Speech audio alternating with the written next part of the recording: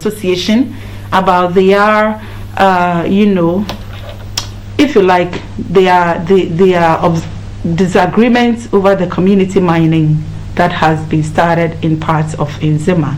I hear Jomoro and another town. The community mining has begun there and they are not in favor of it. I don't know whether it has come to your attention as a commission and what you would want to do about that. Okay, thank you. And viewers, it's great to be here again. And good morning.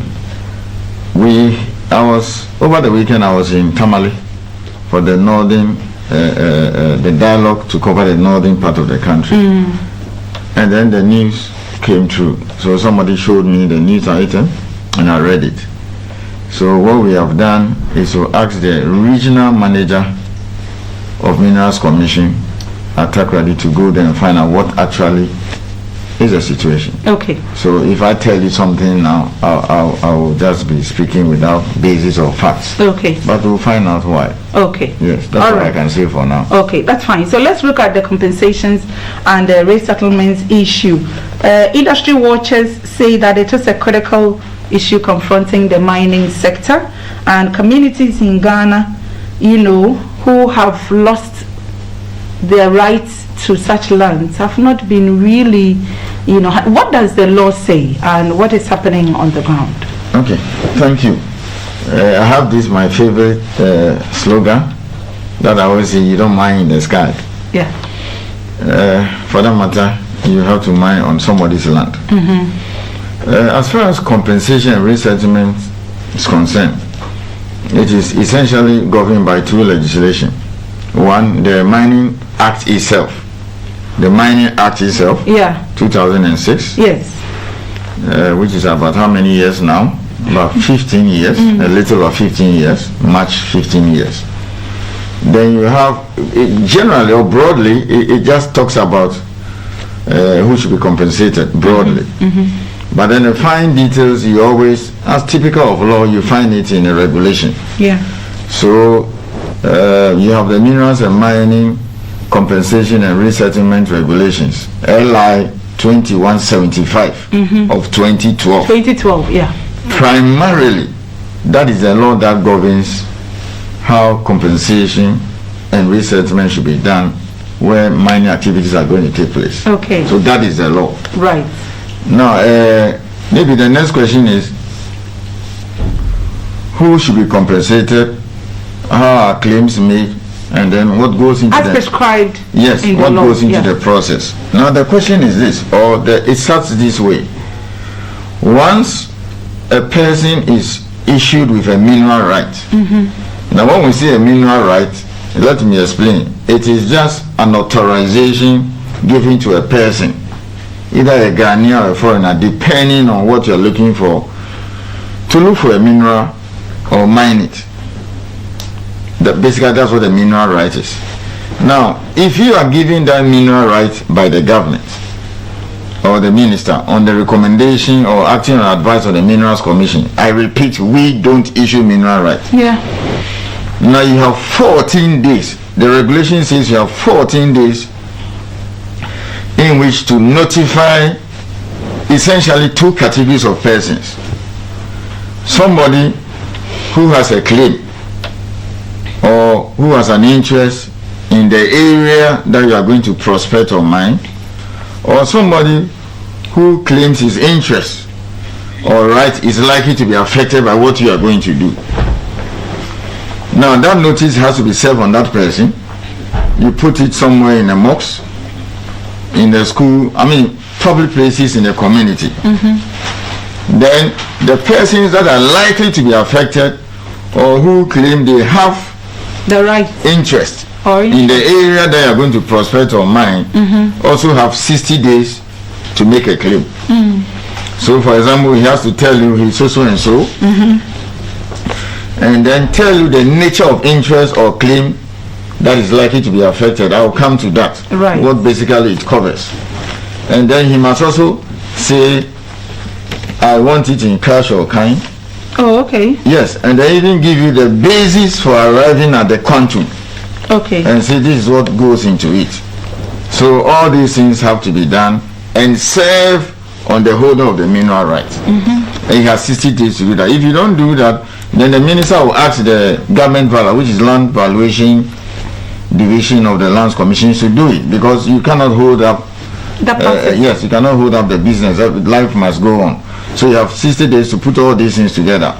Now, I know people will say, look, a poor farmer, an illiterate who cannot read and write, how do you expect him to make a claim against a multinational? Now, the law says that he has every right.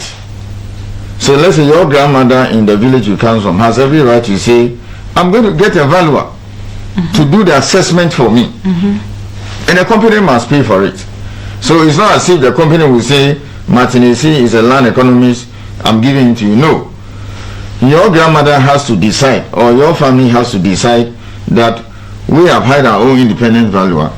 It has nothing to do with the company. But of course, you have to let the company know, because you can also not say that the person says, I'm charging maybe 10 billion, when the company will say it's too much. So you go look for your competent valuer or person, and then let the company know that this is the person going to do a work for me.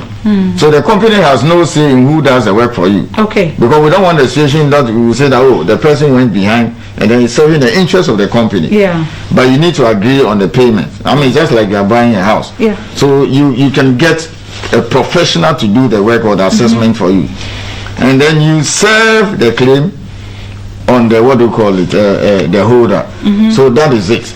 Now, maybe the other thing we also have to look at is what kind of interest typically do you see? It depends. Maybe the person is just a farmer, so he has crops on it. Remember, the farmer may not necessarily be the owner of the land. So that's why the law says a right or interest. So you could be the owner. Maybe some land left for you by your grandfather, and you are here working at GBC. But you may have these farmers who may be farming under this, in the account system they say a bunu ebusa. Yeah. He has come to see you, and then you said you can do some maize farm. So you have an interest as a landowner, because you're going to lose that interest if he's taking over for mining activity. Exactly. That guy who came for that money, who came for the land and is planting those crops there, also has an interest.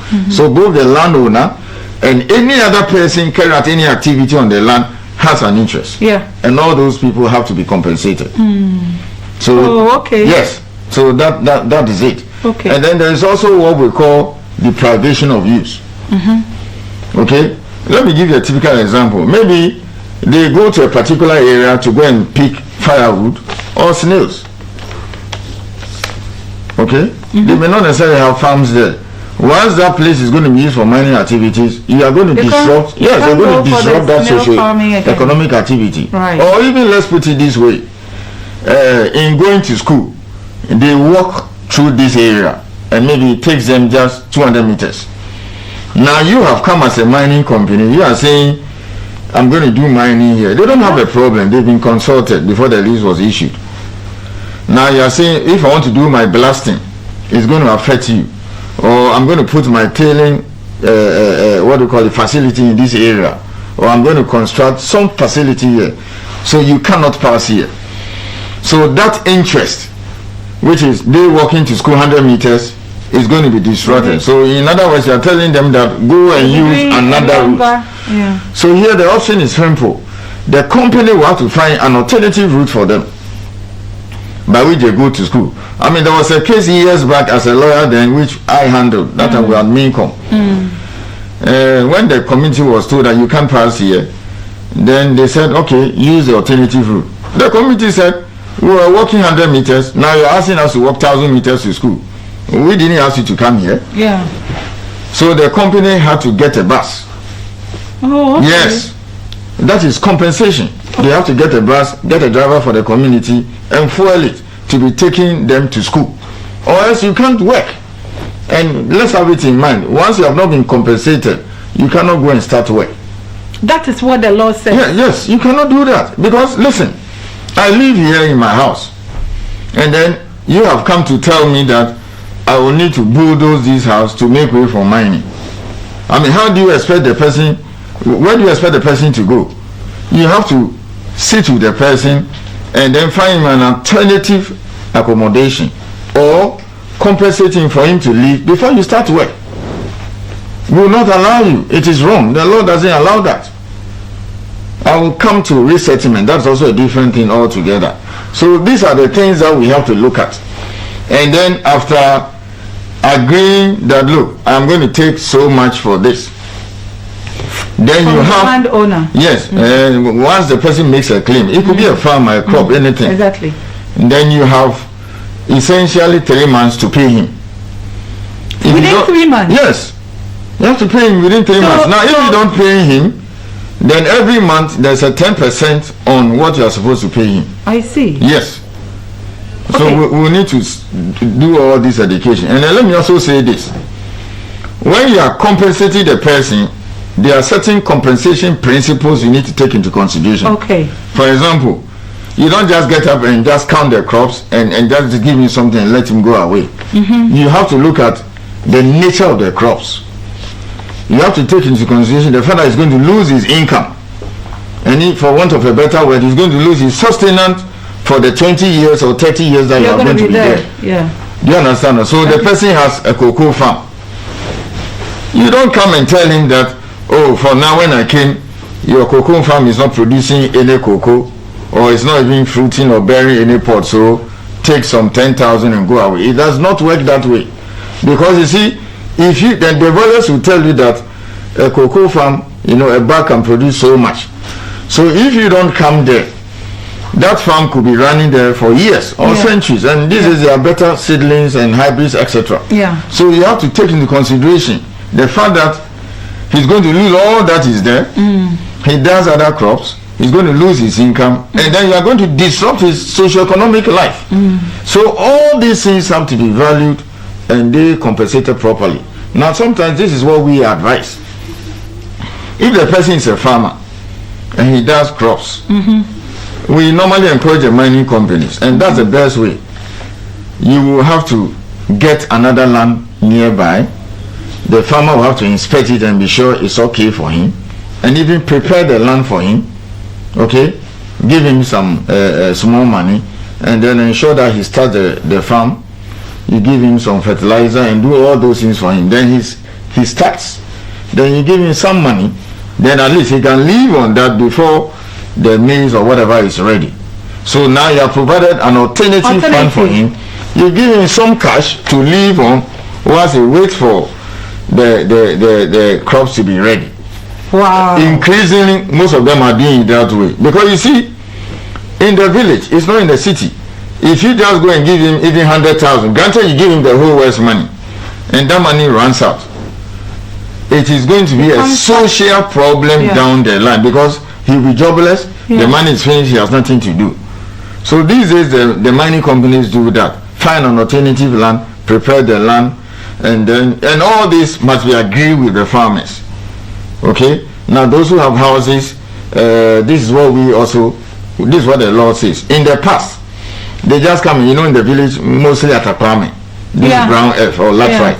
It's recently that we started these block houses. Yeah. So they come to, let's say, my village, and you know how maybe my grandfather has 2-3 wives. He has this building there, and then years ago, the company just come and then just do anything. In fact, that's why we introduced this regulation. He thinks that by putting up a 2-room cement block with this roof or whatever, he's doing you a favor. But trust me, my grandfather, your grandfather, is happier by staying in that 6-room apartment with no light, no electricity, with 2, 3, 4, 5 children, than to go and construct a 2-room block house with light, and you think you're doing him a favor. So these days, the policy is room for room. Oh, okay. Yes. So if he has 10 rooms, you are going to give him 10 rooms. Now remember, the law is clear. The compensation, particularly when it comes to resettlement, is not to disrupt his economic activity, not to disrupt his socio-cultural activity, and overall it is supposed to improve his living standard.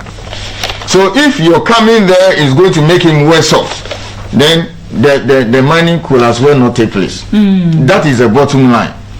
And then when it comes to the resettlement aspect, typically we have a committee that is set up. So the rep of the holder of the mine is there. Either the claimant or his representatives are there. Then the chiefs are represented. The assembly is there. A whole committee is set up, and then the company will have to come up with an action plan, implementation, etc. A suitable land where you are going to resettle them. You have to take into consideration what they are doing now and the way you are moving them to, whether they can do the same thing, their socio-economic disruption, etc. And then prepare a plan and implementation for it. Now you have to come back and discuss this with the community, and they have to agree. And all of this must be done before. Everything must be done. Everything must be done. Mr. Ayisi. Yes. That is all these fine laws you are explaining. Let me tell you something. This law came into force 2006. The regulation came 2012. If you go back before that, there was something like deprivation of use. There was something like that. So that I don't have a farm, I don't have a house, I live in a community, and then there's this small area down there where we all go there and do all kinds of activity. The fact that I don't have a farm or a property doesn't mean that you are not going to deprive me. These days we are saying compensate them. That's the 2012 regulation. And then let me also give you an example. Before that, before this regulation came, the companies were not compensating for taking fallow lands. So let's agree this is a huge community. Okay, let's put it that way. And then the community is living somewhere here. I mean, for the sake of making the argument very simple for viewers. And then they have their farms here. So if you go and you drive to the countryside in Ghana, you realize that maybe this whole side is empty. Okay? It's not in I want to believe where my people are living now, maybe 20, 30 years ago, they were not living there. Yeah. I mean, population, etc. Exactly. So if it turns out that where you found the gold, it's not where they are living, it's not their farm, but somewhere fallow 10, 20 kilometers away, which is also their land, and you're going to be there for 20 years. By the time they are ready to come and farm there, you'll still be there. You will be there. Yeah. You have encumbered the place. You are going to deprive them of the use of that place. Exactly. So you need so the law insists that where even people are not living there, they don't have farms, you still need to compensate them for depriving them of the use of that land. Yeah, the future use of that land. And so you see, like I was trying to say earlier, all these you have enumerated and explained, they sound so beautiful, but that does not seem to be the case on the ground, is there? Otherwise there wouldn't be reported increase of litigation among the... Not necessarily. I'll tell you some of the challenges we have. Remember, the Act came 2006. But the regulation... And then I'm trying to explain to you some of the things that impacted the livelihoods of people that we didn't do in the past. Even there was a case where the High Court said they are not entitled to that compensation because the law did not make provision for it. Until the regulation itself came in 2012, 6 years after. 6 years later. So this regulation has been around for 9 years. 9 years. We are reviewing them. We're going to change them. But then let me explain something. Now this is a company's mining list. Again, let's use this studio. The law requires they declare what we call a mining area. In other words, he will tell you that this is the area that I'm going to use. The whole place is his lease.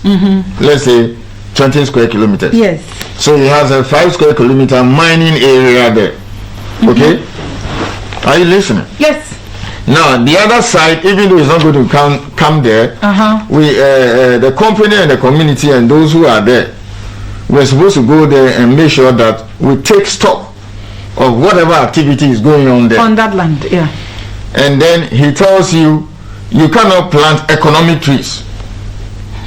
So for example, if he has compensated you, but the mining activities will not reach there in the next 5 years, for the sake of social license and buying in peace and living with them peacefully, you will tell them, no, you can still use the place, because for me, it doesn't make sense to me for someone who has been compensated the company will be moving there in the next 2-3 years. The people there are farmers, and you are telling him that because you have not compensated them, or you have compensated them, they shouldn't go and use the land. They can grow like maize, which is seasonal. 3 months or so they harvest. They are harvesting. So anytime you are about to come there, you give them notice. Even squatters, you have to give them notice. Now look, in the next 1 year, I'm coming, so don't plant again. And then the person can go out. He has taken his compensation years ago. But if he's into livestock farming, that's normal. They can move the animals. But you tell them you don't plant cocoa or these economic trees that take 5-6 years. More years. Now, some of them have done that. Yesterday, I was just watching TV, so I said when I come here, I'll talk about it. I saw EPA, the one of the officers there in one community and a half. They're having that problem now. We call it speculation. Structures will spring overnight. So I heard the man saying that whatever data they gathered up to 2017, that will be compensated for. And then any other person who is there that the company says you can. Yes. But where those structures came up later, because they were informed not to do that. Exactly. Subject to. Okay? Those ones are not likely to be compensated. Now, the company, some of the people are saying that if you don't compensate us, then we are not going to agree, etc. Okay. Those are some of the issues that we will deal with. These things do happen. Yes. But if you have not compensated them, you can't evict them. They cannot move. Okay. Yes. Thank you for that explanation. Let me at this point announce the telephone line 0302 9860 65. 0302 9860 65 is the number to call. And let's hear your complaint or submission that you have regarding the subject matter. Now let me add this. Let me add this too.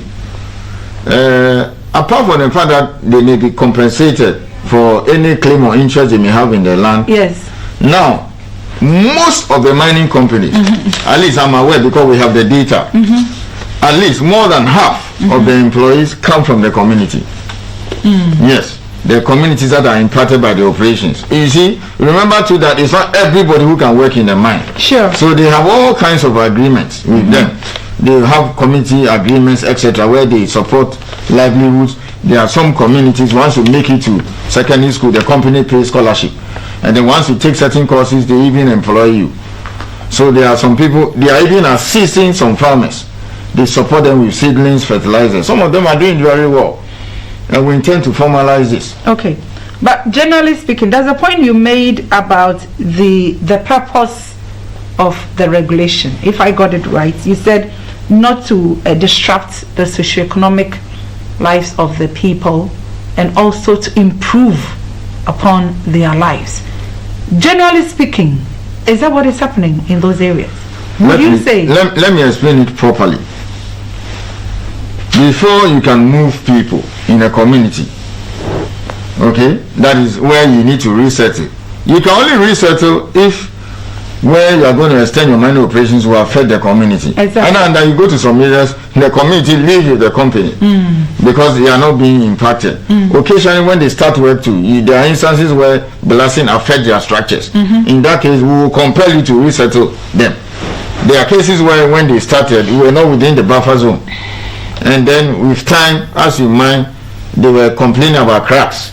So the chief inspector of mines will go there and say, no, you have to fix it. And then you have to resettle up to a certain point, etc. Now, let me repeat. Before you can resettle a community, look, where I come from, they migrated from somewhere in Ashanti and they've settled where they are over 200 years ago. They are there now. Now, for you to go and tell maybe 20,000 people of Rara that we are coming to mine gold or bauxite here, you have to move. You cannot put money on that. Yeah. It's not a matter of giving them billions. Yeah. You are asking them to leave their ancestral home and go somewhere. Yes. So you have to do it and do it properly, or else we will have to live with the consequences for the rest of their life. So we have to make sure. That's why you have a resettlement committee. Okay, normally the district assembly, which is a planning authority at that level, takes charge of all these things. The chiefs are there, Mincom, everybody is seated there. You need to speak with the community and explain all these things to them. they will have to decide and approve the land that you're going to move them to. Is that what is happening on the ground? That is what is happening. Of course, there may be challenges, there may be problems here and there. Hold on for me. Our first caller is on the line. Yes. Hello, good morning. Hello, good morning. Can you hear us? I don't think he can pick us. But we can. He's on the line. I can hear. We cannot hear. We can be talking once. Hello. Okay. Can you hear us? If you can speak up a little, yes. Try more. Speak up a little. Where are you calling from? Morning. Is it Samuel? Yes, I can hear you. Yes, but we are struggling to hear you. So raise your voice yes, up I can hear you. What's your name and where are you calling from? Hello? Yes, what's your name and where are you calling from? Hello? We can hear. What's your name? We can hear you. You're saying hello. I can hear you. What's your name? Lower the volume of your television and listen to me through the phone. My problem is, I want to know about the contractors, those who construct the village roads. At times when they started their work, they didn't inform anybody. But rather, they destroy all the fence around the roadside. So may I know whether this law also affect them, or as for them they are free? Thank you. Now, Thank you very much. This has nothing to do with mining, unless you want to say that the person who is constructing the road is constructing a whole road for a mining company. Other than that, he has taken a contract from Ghana Highway Authority or government or something to just do a road in a community. And we all complain. I mean, just like my neighborhood, the other day somebody came there, and then before I realized we didn't have water flowing, the guy just destroyed the pipe. And we got angry that if you want to do something like that, let us know. Or even if it happens, at least come and tell us at least my bulldozer or excavator or whatever destroyed this. I'm sorry, this is an alternative once we get to fix it. It happens all over Accra. Okay, so if it has nothing to do with mining, then that is it. It's unfortunate because I have gone through that experience before. But you need to admit to a certain fact that some mining communities and individuals who ceded their lands for mining purposes have been left somewhat impoverished. And that this fine law we have, the regulation following the 2012 regulation, may not have been implemented to the latter. That is an admission because we see the mining communities around when newsmen go there to report, and their lives have not been improved in a way that the law intended it to be. To some extent, it's true, because look, when we go anywhere, the fair, and then they even at Tamale people raise it. How come that Prestia, Obuasi, Takwa, and all those places I'm happy you just mentioned are not looking like the Johannesburg, the Cape Town, and so and all those. So there's something wrong with the implementation. There's a caller on the line. Not necessarily. Yes, you're on Ghana television, my friend. Good morning. Good morning. Yeah. Please lower the volume on the television. There's a program on the telly. Yes. GTV. Yes, Ghana television. That's where you are, please. So, about compensation. Yes. Yes. And I want to call. Some people went and destroy a certain man's farm. Who are these people? Mango farm. So I want to ask.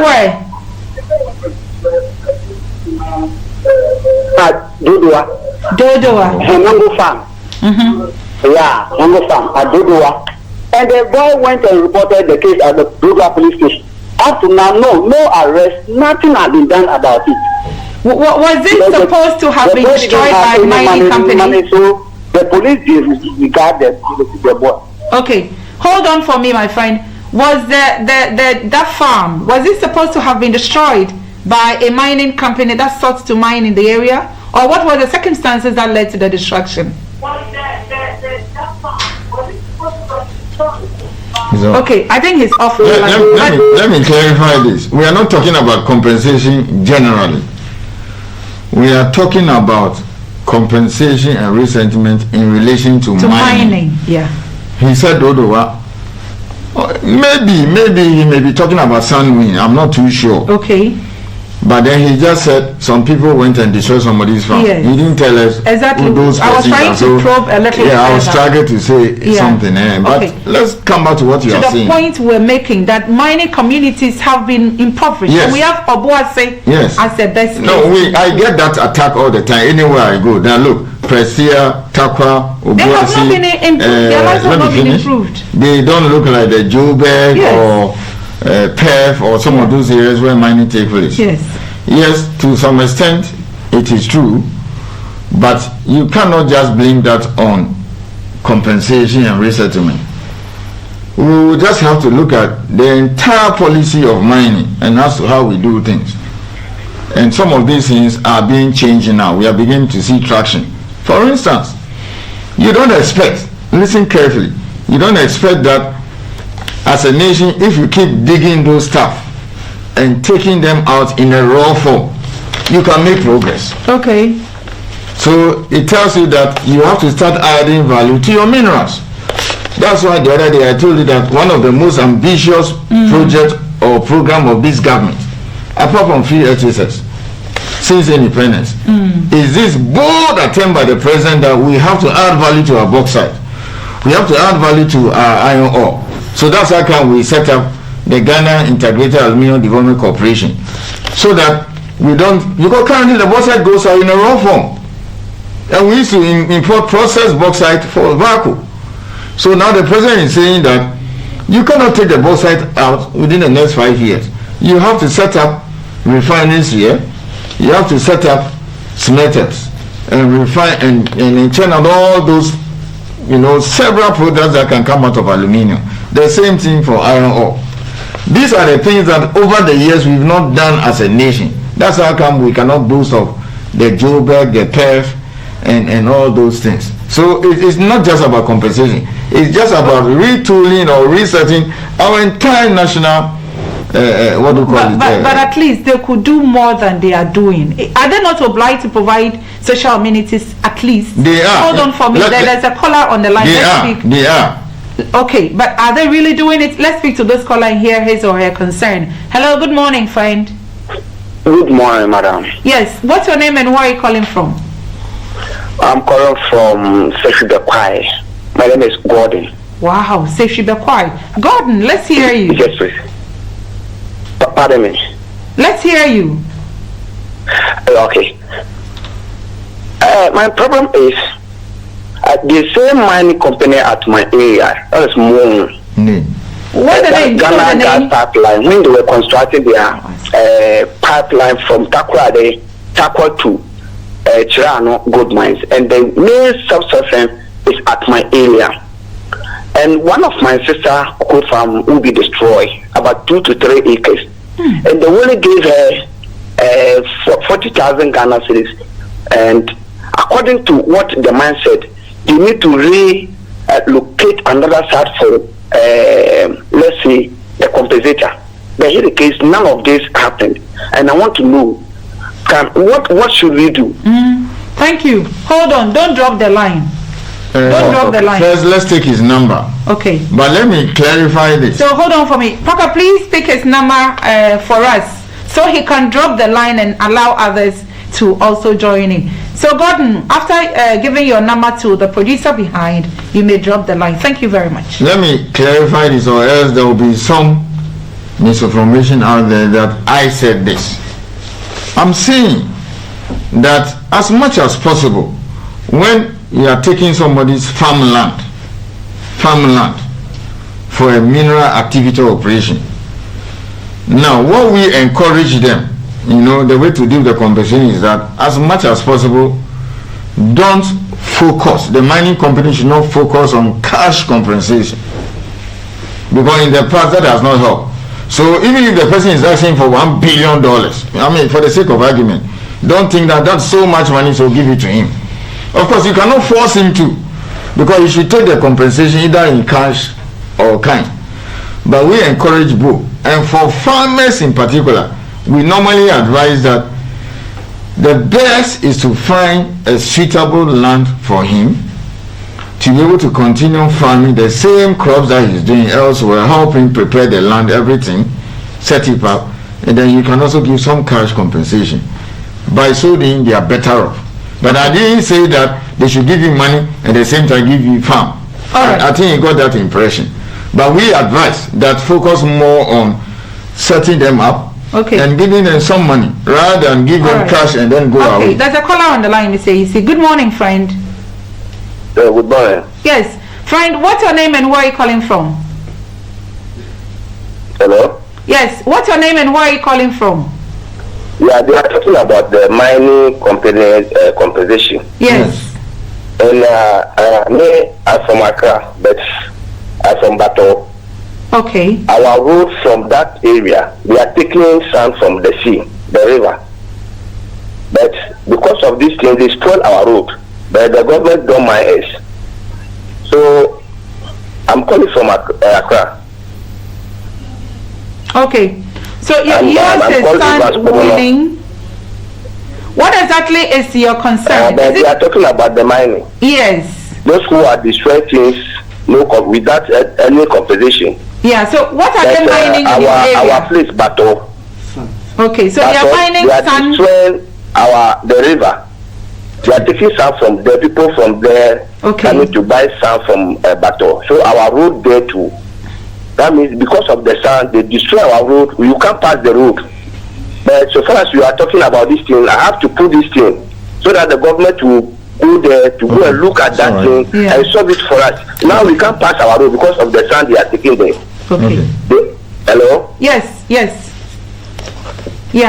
Yes, they are taking sand there. There is heavy cars are destroy our road. Now we don't know where to pass. Okay. If you are going to Baton, you can't go. Okay. Thank you very much. It may not be gold, but it's sand. Let me get this. If I understand him, he's complaining more about the movement of trucks affecting their life. And the sand winning. So what I'm going to do is that I'm going to send the officer there. There's an officer responsible for that area. Okay. And then we'll have discussions with the assembly, because you see, if the emphasis is on the fact that the trucks go up and down, okay, and for that matter they are destroying the road and whatever, then it goes just beyond mining. The sand winning thing we investigated, that's our job. But then the issue of the trucks running around and causing problem for the community, that is something that the assembly will have to pick up and attend to. Then they have nothing to do with us, but we'll bring it to the attention of the assembly. But the sand winning part, we're going to find out. It fall under your purview. Yes. You remember about 2 weeks or so ago, you made a point that the is it kaolin and the we have are also being mined, and I asked you whether they are being mined in a sustainable manner. Well, at that time you said we're not talking about those, but we're talking about gold, and so we should concentrate on. I think that as a commission you should also be interested in that as well. Not that we should be interested. So that years from now we don't have to do it. It's not that we are interested. We should be interested. It is our job. It's our job. So it's nothing about we should be interested. It's our job to ensure that, or we call them developmental minerals or previously industrial minerals. It's our job to ensure that it's not just gold, but anything that is a mineral. It's done properly. In fact, the word is responsible mining. Yes, that's our job. And I told you the other time that things have not gone on well in the past.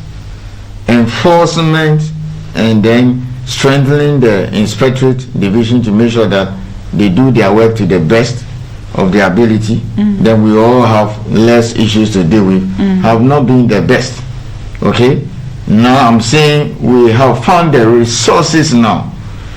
We are opening up more offices, we are hiring people, we're getting to the ground now. Okay. So be patient with us. Okay. Let me repeat. The whole of Upper West, we used to have only an office in Wa.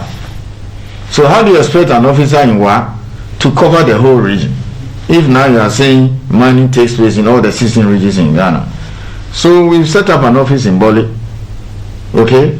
An officer has been posted there. Okay. He's going to be given a pickup. So then, instead of the Wa guy coming there once in a month Now the Bole guy can be there every day. Okay. He can be going there, Tinga and Co. Okay. That is the kind of thing we are talking about. So strengthening inspection is so key to the fight against illegal money. You have to be present on the ground. How do you do that? You need office, you need people, you need personnel, you need money. And I'm saying I am not here to complain about money. I have found the resources now, so give me time and let me do my work. All right. Yes. Paka, you are so kind. You extended the time a little. Good morning. There's another caller on the line. But Mr. Ayisi, I guess we'll have to do part 2 of this because our time is fast. As for compensation, let's speak to this caller and then we will come back to that. Hello, good morning. Hello. Yes, fine. What's your name and where are you calling from? My name is Sandy and I'm calling from Accra. Okay, let's hear you. Please, what the earlier caller said about the sun winning. Yeah, it is happening in Adidome, just from Sogakope to Bato area. I only want to know if it is illegal for people to be winning sun in the river. Because this is very serious. It is affecting people's livelihood. It is done haphazardly, and then in addition, as you have said, the roads are also destroyed. So I want our gentleman to do something about it. The sun winning is very, very important. Thank you very much. Thank you. Would you want to reiterate the earlier point? Yes. The earlier response. You cannot win sun in a river. So clearly, this may be an illegal activity. What worries some of us is that sometimes, or more often than not, the assemblies are aware of these things. And they still allow it to They go are on. aware of these things. And let me say this, let me emphasize this. Every illegal activity that takes place in any district in Ghana, the district chief executive of the municipal chief executive is aware. Mr. Ayisi? Yes, I'll tell you why. Hey, that's a serious statement. Yes, I'll tell you why. Because you see, the work of the district officer of the Minerals Commission is not just to go around and ensure people mine responsibly, but he picks all the hotspots where illegal mining activities are going on. So what they do is that they write formally to the assembly, and the assembly engage them once from time to time and say that I have gone around this area. These people are doing illegal mining. These are the numbers involved: women, men, children. These are the coordinates. They give all those things to them. They even give us a copy. A copy is given to the chief inspector of mines, and I get the copy all the time. Sometimes they follow up and do a reminder. Now we are being told, serve the regional minister. So now whatever area they pick, they bring it to the attention of the regional minister. Some of the DCs work very well with us. They even come and tell us that, look, these people are here. Okay, hold on. Others we have some challenge With. All right, hold on for me. But let me say this. I'll be very surprised the assembly does not know that this is going on. Oh, no. Okay. I'll be very surprised. Let's speak to this caller. Hello, good morning. Hello, good morning, friend. Can you hear me? Okay. He seems or she seems not to hear us, so we will continue. Mr. Ayisi. Let me repeat. I'm saying every district officer of the commission. Okay, hold on. I've heard his voice. Program which has to do with mining and compensation issues. And I want to make a contribution and find a little bit of clarification. Fantastic. What's your name and where are you reaching us from?